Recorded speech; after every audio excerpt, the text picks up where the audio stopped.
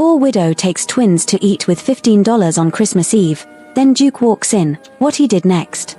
Marion Pierce counted the bills one more time under the flickering diner lights, a worn $10 bill and 5 wrinkled singles. $15. Enough for one plate to share, one hot cocoa with extra whipped cream, and maybe, if they were careful, enough left to keep the twins from knowing just how close to the edge they really were. Hello, lovely. If you're enjoying this tale of dignity, unexpected kindness, and second chances that arrive when we need them most, I'd be so grateful for a like or subscribe. It helps me bring you more stories of hope, community, and hearts that heal. And if you're up for it, tell me in the comments, has a stranger's kindness ever changed your life? I read every note and it always brings a smile to my face. 1. The Pine Grove Diner was warm and bright on Christmas Eve, garlands strung across the windows and a slightly crooked tree blinking in the corner. 7-year-old Noah leaned close to his sister Lily, whispering conspiratorially about the Christmas lights. They blink like they're nervous, he observed, his serious face making Marion's chest ache with love. Maybe they are nervous, Lily replied, equally solemn. It's a big job being festive. Marion smoothed the menu with careful hands, doing math in her head. The twins didn't know they were splitting one meal. She told them it was family-style dining, making it sound special instead of necessary. The hot cocoa was their Christmas Eve tradition, the one thing she wouldn't sacrifice, even if it meant she'd eat crackers at home later. Can we get the chicken fingers? Noah asked, his eyes hopeful. Marion checked the price. The grilled cheese is better value, sweetheart. And we can get fries on the side. With extra ketchup. Lily negotiated. With all the ketchup you can eat. The twins high-fived each other, and Marion felt the familiar tightness in her throat that came from trying to make poverty look like adventure. Rita Sloan, the diner manager, approached with the coffee pot and a tight smile. She was mid-50s, stressed in the way of someone managing too much with too little, and she'd noticed Marion before, noticed the way one meal stretched across 3 people, noticed the careful counting of bills. You folks ready to order? Rita's voice was brisk but not unkind. Grilled cheese plate to share, side of fries, and 1 hot cocoa with extra whipped cream. Marion kept her voice steady, refusing to apologize for existing. Rita's smile thinned slightly. Just so you know, we have a no splitting plates policy. Owner's been cracking down on it. Marion felt heat crawl up her neck. I'm ordering a full meal. What we do with it is our business. I'm just saying. We understand. Marion's voice was quiet but firm. Thank you. Rita retreated with a slight frown, and Marion immediately regretted her tone. She couldn't afford to make enemies, not when the diner was one of the few warm places she could bring the twins on a night like this. Lily, oblivious to the tension, was carefully removing a candy cane from her pocket. Mama, can I give this to the waitress? As a tip. Honey, that's sweet, but people usually tip with money.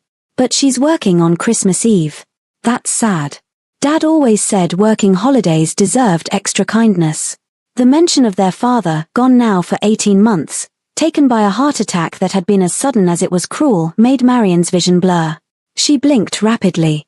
You're right, baby. Dad would say that. You can give her the candy cane. The food arrived steaming and perfect. Marion portioned it carefully, giving the twins the lion's share while pretending she wasn't hungry. They were halfway through the meal, laughing about something silly, when Lily reached for the hot cocoa. Her elbow caught the edge. The mug tipped. Hot chocolate and whipped cream spread across the table in a brown tide. Oh no, oh no, oh no, Lily's face crumpled. It's okay, sweetheart. Accidents happen. Marion grabbed napkins, sopping up the mess, her mind racing. The cocoa had cost $3.50. She'd counted on having $1 left over for tomorrow. Now. Rita appeared with a cloth and a tight expression. That's going to need another order to replace. Of course. Marion's voice came from somewhere far away. I'll just. She counted the bills again. $12 and change left. The meal was $11.20. If she ordered another cocoa, she'd be short. If she didn't, the twins' Christmas Eve tradition would end in spilled chocolate and tears. The diner had gone quiet. Other customers watching. Marion felt the weight of their judgment, or worse, their pity. That's when the door opened, bringing a gust of snow and a man who made the whole room shift its attention. He was tall, older, mid-50s, maybe, with silver-threaded dark hair and the kind of presence that came from decades of quiet authority. His coat was expensive but understated, dusted with snow. He moved with the careful grace of someone whose body had learned to command space without demanding it. Duke Langford paused just inside the entrance, taking in the scene with sharp, kind eyes. Marian didn't know who he was. She only knew that suddenly, there was a witness to her humiliation, and she wanted to disappear. Rita's voice carried across the silence. If you can't cover the replacement. I can. Marian's hands shook as she counted bills again, knowing the math wouldn't change. I just need a moment. Please. The stranger's voice was cultured, British, and completely calm. He addressed Marian, not Rita. Forgive my intrusion, but is this booth taken? Marian blinked at him, confused. I know, but... He sat at the booth directly adjacent, positioning himself between Marian and the rest of the diner with deliberate casualness. Then he spoke to Rita, his voice pleasant but carrying an edge of steel wrapped in velvet. Please add their meal to mine. And no one will discuss it further. The diner went absolutely silent. Marian's face burned. Sir, that's not necessary. I can pay. I'm quite certain you can. His eyes were kind when they met hers. However, I cannot eat with a quarrel in my ear. Please allow me to pay for my peace and quiet. The room relaxed into surprised laughter. Even Rita's tight expression eased slightly. But Marian wasn't laughing. She was frozen between gratitude and fury, between the desperate need for help and the equally desperate need to not be pitied. The stranger, the Duke, though she didn't know his title yet, turned to the twins with the kind of attention adults rarely gave children. Now then. This cocoa crisis. Shall we order two this time? One can never be too careful with whipped cream. Noah giggled. Lily stared at him with wide eyes. And Marian, despite everything, felt something crack open in her chest, not quite hope, but close enough to hurt. 2. Marian tried to pay anyway. She pulled out the $15 and placed them carefully on the table between them, her hands steady despite the trembling inside. Sir, I appreciate the gesture, but I can't accept. Then don't. His voice was gentle but unyielding. The transaction is between me and the establishment. You're simply existing nearby. That's not how this works. Isn't it? He gestured to the check Rita had left on his table, already including both meals. The bill is paid. What you do with your money is entirely your concern, not mine. It was a kindness dressed as logic, and Marian recognized it for what it was, a way to let her keep her dignity while accepting help. She should have been grateful. Instead, she felt something closer to grief. Before she could argue further, he changed the subject with the ease of someone practiced in diffusing tension. He leaned slightly toward the twins, his expression curious and genuinely interested. I have a very serious question, he said to Noah and Lily. If you were in charge of Christmas, what would you outlaw? Noah didn't hesitate. Itchy sweaters. They're terrible and everyone pretends they're not. The stranger, Marian still didn't know his name, laughed, a real sound that transformed his face. Quite right. Clothing should never be punishment. And you, miss? He looked at Lily. Lily's answer was quieter, more thoughtful. Sad grown-up faces. They're everywhere and it makes Christmas feel heavy. The laughter died in Marian's throat. She felt tears threaten and had to look away, blinking rapidly at the Christmas lights that Noah had declared nervous. When she looked back, the stranger was watching her with understanding that was almost unbearable. Your children are wise, he said quietly. You should be proud. I am. Marian's voice cracked slightly. Every day. Rita brought the replacement cocoa and an extra mug, setting them down with something that might have been an apology in her eyes. On the house, she muttered, then retreated quickly. The stranger introduced himself properly then, extending his hand across the gap between booths. Langford. I'm staying at the old estate outside town. Marian Pierce. She shook his hand, noting the calluses that spoke of work despite his obvious wealth. These are Noah and Lily. The Langford house? Lily asked, suddenly animated. With the Swan Pond. Mrs. Chen at school says it has 17 rooms. 23, actually. Langford's smile was gentle. Though most of them are rather dusty at the moment. Why? Noah asked with a child's bluntness. Because I haven't decided what to do with them yet. Langford's eyes grew distant. My wife loved that house. She died 2 years ago, and I've been avoiding decisions. The words landed with the weight of shared grief. Marion felt the twins go still beside her, recognizing the shape of loss even if they didn't understand all its dimensions. Our dad died too, Noah said simply. Last year. His heart stopped working. I'm very sorry, Langford said, and the words were weighted with genuine understanding, not empty sympathy. They talked for another 20 minutes, or rather, Langford talked with the twins while Marion tried to process what had just happened. He didn't ask probing questions about her situation. Didn't offer unsolicited advice or thinly veiled charity. He simply engaged with her children as if they were interesting people worth knowing. He noticed things, though. Marion caught him noticing Lily's shoes, the left one held together with careful strips of clear tape at the toe. Caught him noticing the way Marion cut her own portion smaller, nudging food toward the twins' plates. He said nothing, but when Rita brought his order, he claimed he'd accidentally ordered too many sides and would hate to waste them. The extra plate appeared on Marion's side of the divide, and she was too tired to argue. When they finally stood to leave, the snow falling harder outside, the twins bundled in coats that were almost too small. Langford stood as well.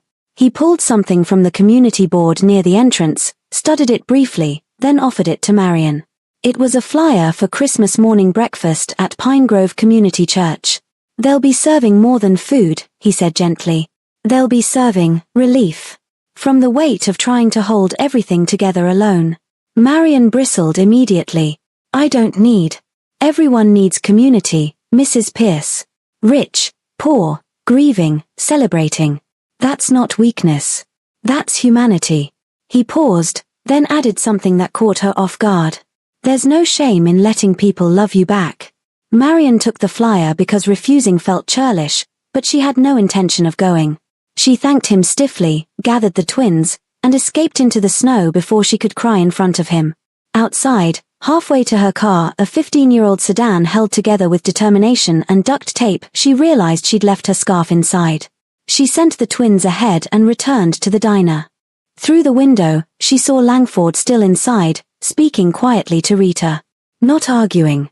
Just asking a question, his face serious and kind. Marion pushed open the door in time to hear his words. Who taught you that hunger is a discipline problem? Rita's face crumpled slightly. My manager says people take advantage. People are surviving, Langford interrupted gently. There's a difference. And if your establishment can't tell the difference, perhaps your establishment shouldn't be serving a community. He wasn't angry. That was what struck Marion. He was simply stating a truth with the kind of authority that came from never having had to beg for basic dignity. Rita nodded slowly, something shifting in her expression. Marion grabbed her scarf from the booth and left before they could see her. But the question followed her home through the snow. Who taught you that hunger is a discipline problem? And the answer, if she was honest, was everyone. The world had spent Marion's entire life teaching her that poverty was a personal failing, that struggle was something to hide, that needing help was a weakness to be ashamed of. But Langford had looked at her twins, at her, and seen people worth sitting beside. Worth defending. Worth treating as if their existence wasn't an imposition.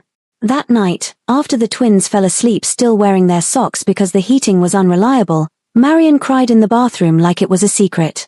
She didn't know that Noah heard her. Didn't know he whispered to Lily that they needed to be extra good so Mama wouldn't be sad. Didn't know that tomorrow, everything would change again. If you're enjoying this story, I'd be so grateful for a like and subscribe. It helps me bring you more stories you'd love. 3. Christmas morning arrived cold and bright. Marion woke the twins with pancakes made from the last box of mix and determination. They opened presents, one small gift each, wrapped in newspaper comics because she couldn't afford proper paper. Noah got a used book about space. Lily got a set of colored pencils from the dollar store. They were thrilled. That was the magic and the heartbreak of children. They could find joy in almost nothing, and Marion was simultaneously grateful for their resilience and furious at a world that required it. The empty chair at breakfast was impossible to ignore. This time last year, David had been here, making terrible jokes and burning toast. The twins kept glancing at his place, not mentioning him but clearly thinking of him. Marion made a decision. She pulled out the church flyer.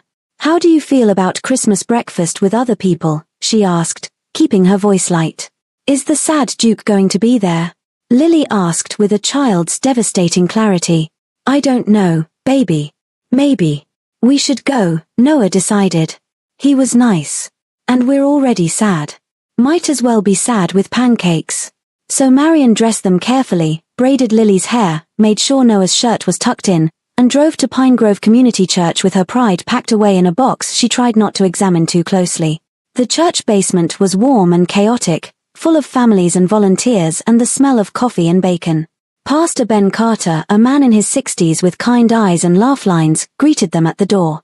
"Marion Pierce. Good to see you here." His voice carried no judgment, only welcome. "Pastor Carter." Marion managed a smile. "Thank you for doing this. We do it every year. Figured people shouldn't have to choose between heat and food on Jesus' birthday." He winked at the twins. "You two hungry?" They nodded in unison. "Then follow me to the best Christmas breakfast in 3 counties. As they moved into the hall, Marion saw him. Langford. Not holding court or being served, but carrying trays of food with the same careful attention he'd given everything the night before. He wore a simple sweater and jeans, looking completely comfortable in his own skin despite being clearly out of place in terms of wealth. Pastor Ben noticed her staring. "He's been here since 6 this morning. Showed up with enough groceries to feed an army and hands willing to do the work. Turned down all our attempts to treat him special." The pastor's voice held approval. "Man knows how to show up." Langford spotted them and smiled.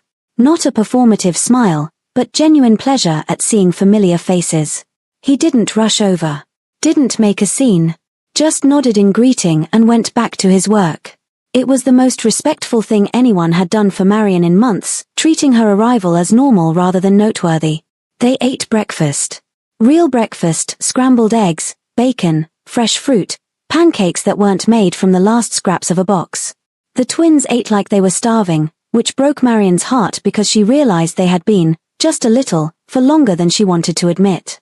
Halfway through the meal, Langford brought coffee to their table, just appeared with a mug and set it down like it was the most natural thing in the world. "How do you take it?" he asked. "Black is fine. Cream and sugar are available if." "Black is fine," Marion repeated, a little sharper than she intended.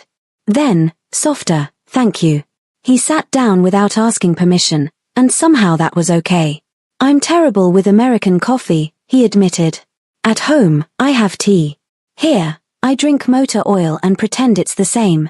Pastor Ben, passing by with more orange juice, laughed. "Your motor oil tolerance is improving. Last week you made a face like you'd been poisoned." "I was being polite."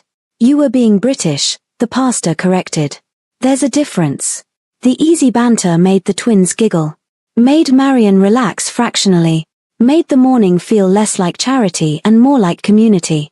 Later, while the twins were helping sort donated toys in the corner, Langford and Marion found themselves in the church kitchen doing dishes side by side. The companionable silence stretched until Marion finally spoke. "I hate this," she said quietly. "Being the person who needs help. Being visible for the wrong reasons. I worked my whole life to avoid being this. Langford's hands stilled in the soapy water. "A sad story. A charity case. Someone people whisper about." Marion scrubbed a plate with unnecessary force. "I was a librarian. David was a contractor. We had a house. We had savings. And then he died and I found out the insurance had lapsed and the savings were gone because he'd been paying medical bills for his mother I didn't know about, and suddenly," she gestured helplessly, "suddenly I'm the poor widow counting singles in a diner." "You're a woman keeping her family together despite impossible circumstances," Langford said quietly. "That's not a sad story. That's a heroic one. It doesn't feel heroic. Heroism rarely does. It usually feels like exhaustion and fear and doing the next necessary thing." He paused. "I know something about that. After my wife died, I was a wallet with legs. Every conversation became about my money, what foundation I should fund, what cause I should champion, which charity deserved my dead wife's memory. No one saw me. They saw utility. Marion looked at him then, really looked. Saw the grief he carried, the loneliness he tried to hide with good manners and generosity. Saw the person beneath the title she still didn't fully understand. Is that why you're here? She asked. Hiding in small-town America? I'm not hiding. I'm deciding. He met her eyes. Langford House belonged to my wife's family. She loved it. Left it to me with the hope I'd keep it open for community projects. But I can't decide if keeping it is honoring her memory or trapping myself in the past. What if it's both? Marion dried a dish thoughtfully. What if you can honor the past and still move forward? Is that what you're doing? I'm trying. Some days I'm better at it than others. She set down the towel. Thank you. For last night. For not making me feel small. You could never be small, Mrs. Pierce. You're far too substantial. The moment was interrupted by Noah and Lily running up with a broken toy truck they'd found. Can the Duke fix it? Lily asked hopefully. He looks like he knows about fixing things. Langford accepted the truck with complete seriousness and spent the next 20 minutes engineering a repair with supplies from the church maintenance closet. The twins watched in fascination. Marion watched him and felt something dangerous stirring, not just gratitude, but something warmer and more terrifying. That evening, back in their cold apartment, the rent notice was waiting. Bold red letters demanding payment within 30 days or eviction proceedings would begin. Marion stared at the paper until the words blurred. She'd been short before, but always managed to catch up. This time, she couldn't see how. The library had cut her hours. Seasonal cleaning work had dried up after the holidays. She'd applied to 6 places and heard nothing back. She was out of options. The next morning, an envelope appeared in her mailbox, cream-colored, expensive paper, sealed with a simple L pressed in wax. Inside was a letter in elegant handwriting. Mrs. Pierce. Langford House requires someone to catalogue and organize the donated books and holiday records for our community archive. The position is temporary, 3 to 4 months, and paid.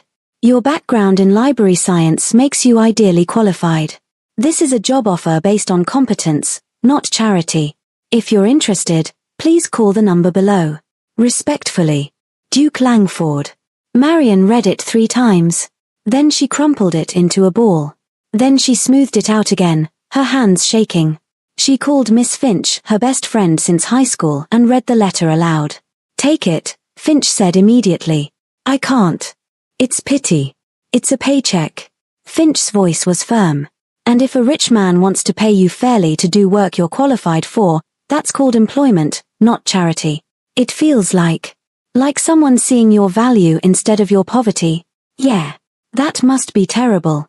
Finch softened slightly. Marion, you're allowed to accept help. Especially when it's offered with respect. That night, the twins made the decision for her.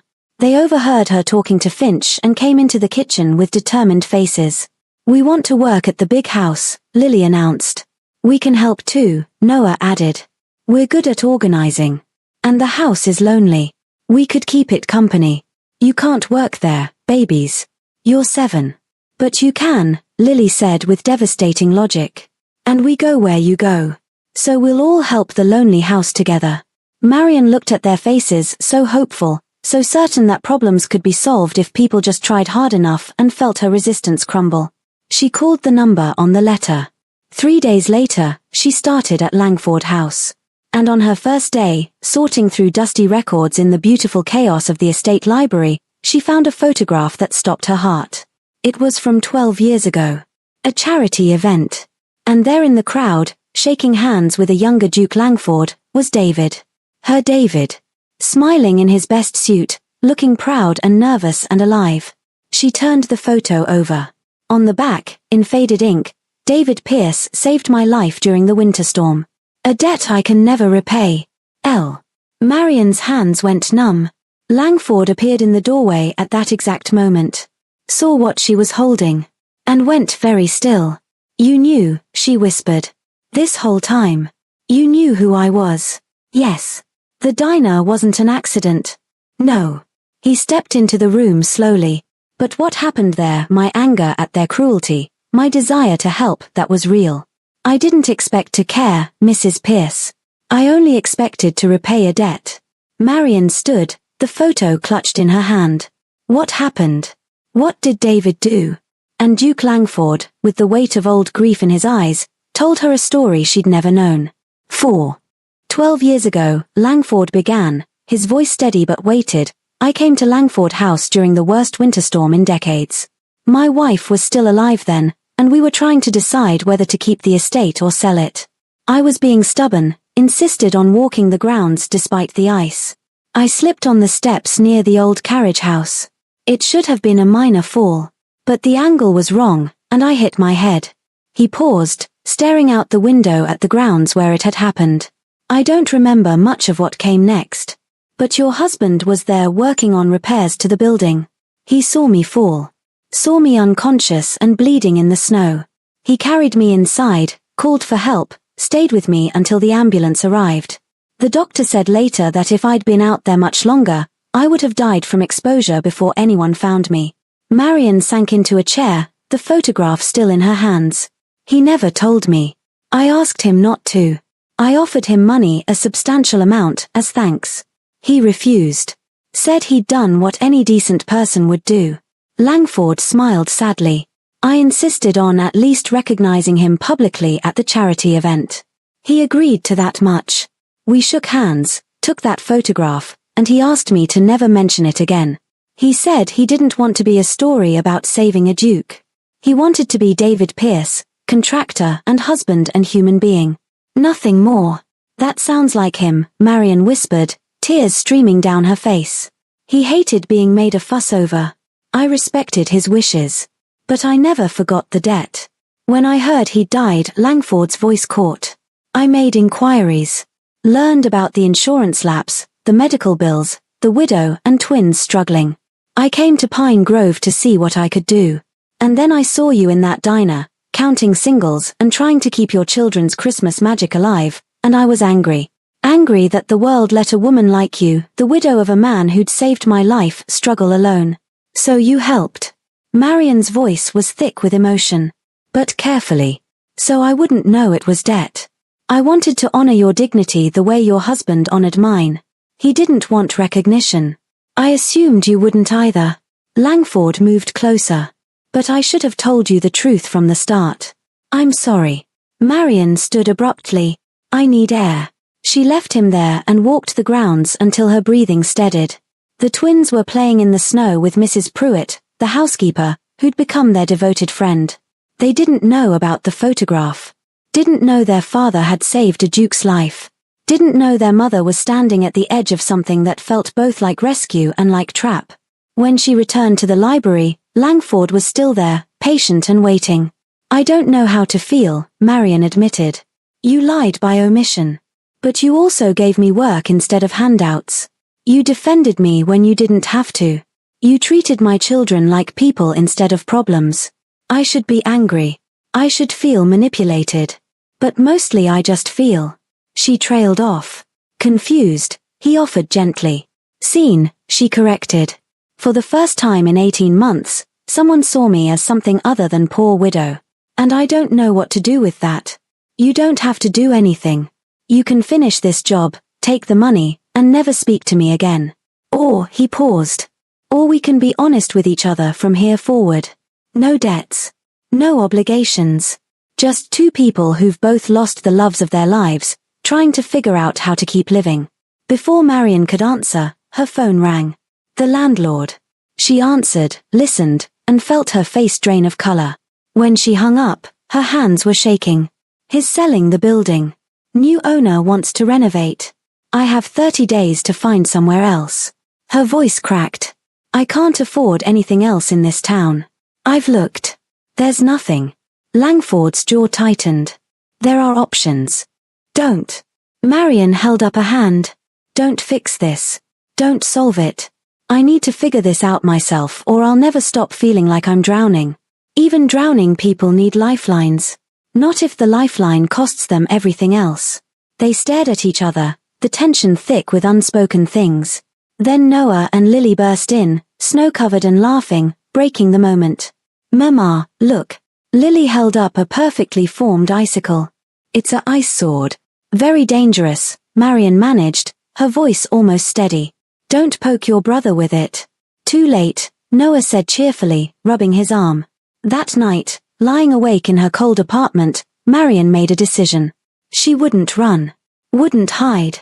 But she also wouldn't let Langford or anyone turn her into a project. She would accept the job because she'd earned it. But she would find her own housing solution.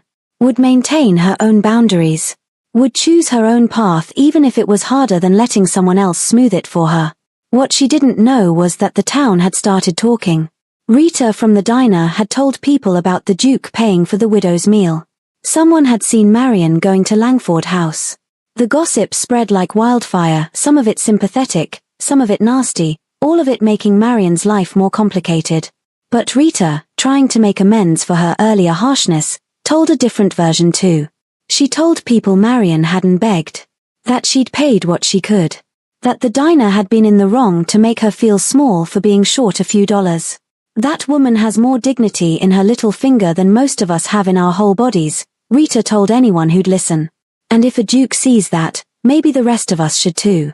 A week later, the invitation arrived. Langford House was hosting its annual Christmas charity dinner, a community event that had been dormant for years but was being revived. The invitation was addressed to Marion and the twins. Personal. Handwritten. Marion wanted to refuse. Wanted to avoid the scrutiny, the gossip, the weight of being seen in a public setting with Langford. But the twins found the invitation first. Mama, please, Lily begged. It's at the lonely house. We can make it not lonely. And Noah, with the brutal honesty of 7-year-olds, said something that stopped Marion cold. Mrs. Pruitt says you cry in the bathroom when you think we can't hear. But we can hear. And we don't want you to be sad anymore. The Duke is sad too. Maybe if the sad people are together, it's less sad. Marion pulled them into a fierce hug, her heart breaking and healing simultaneously.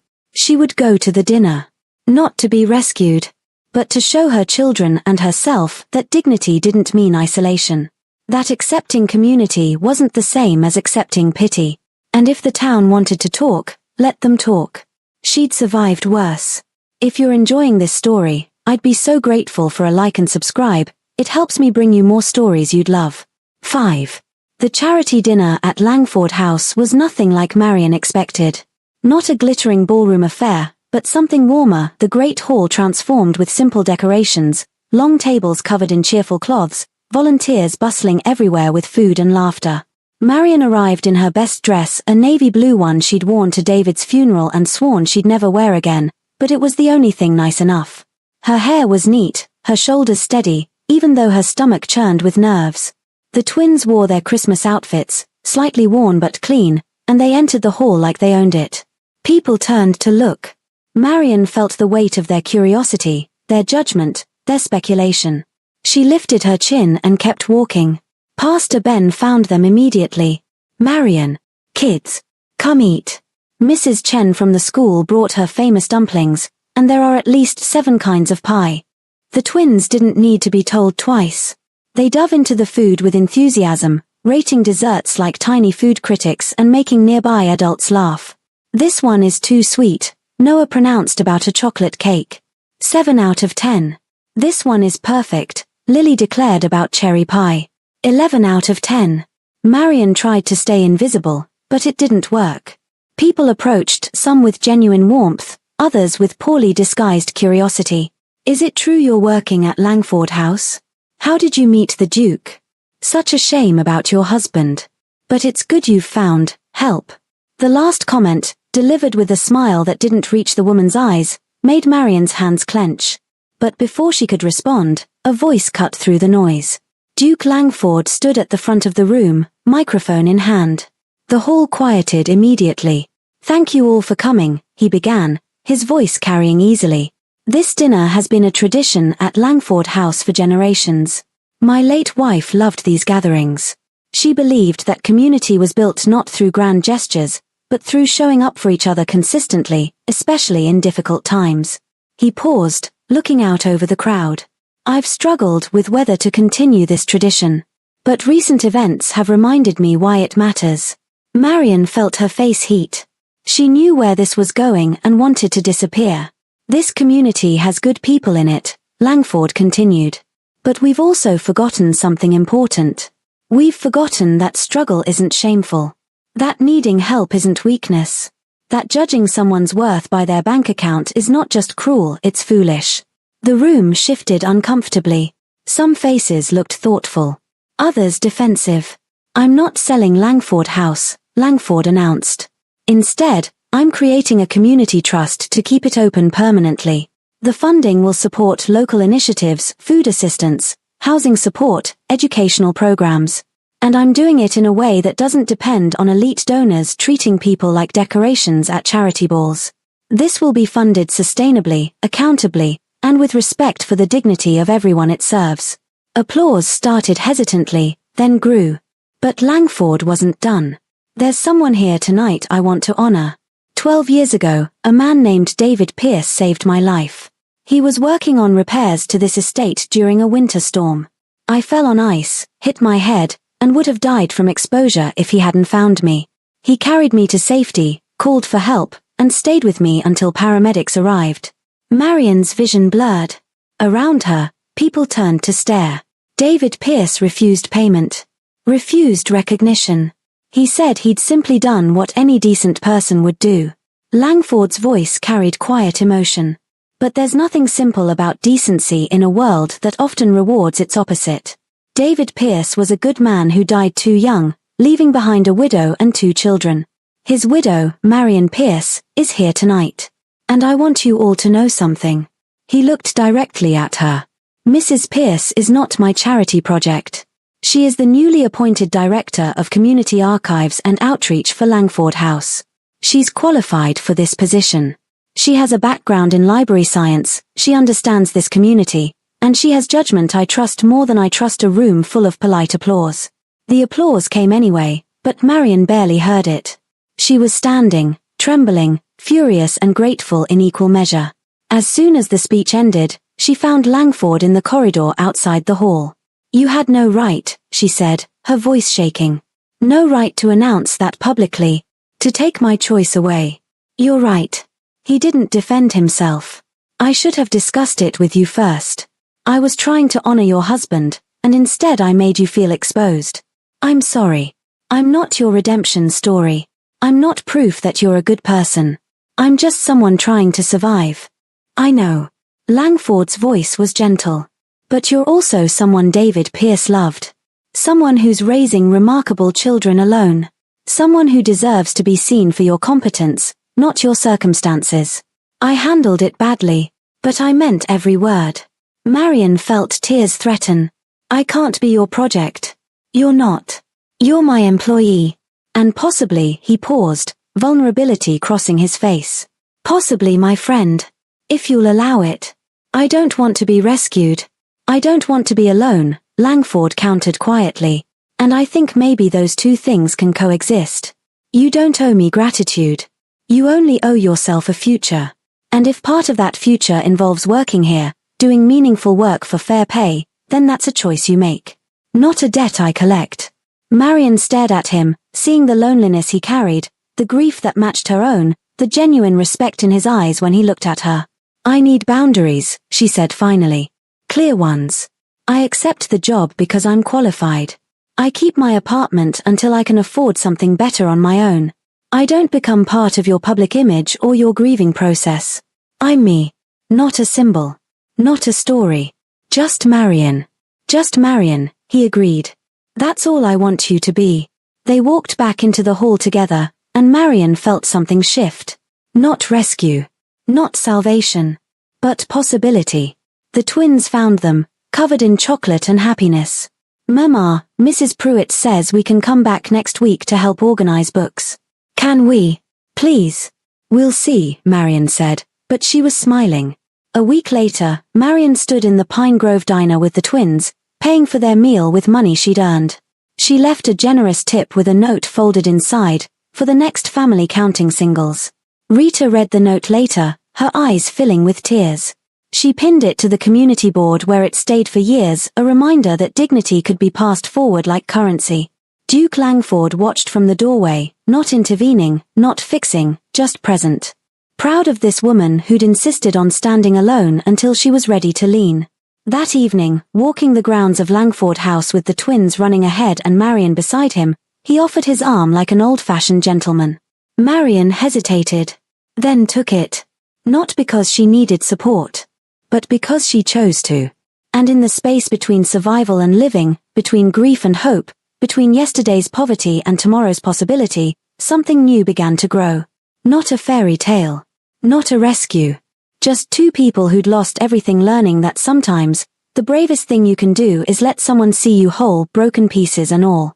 The snow fell softly around them, and for the first time in 18 months, Marion felt warm.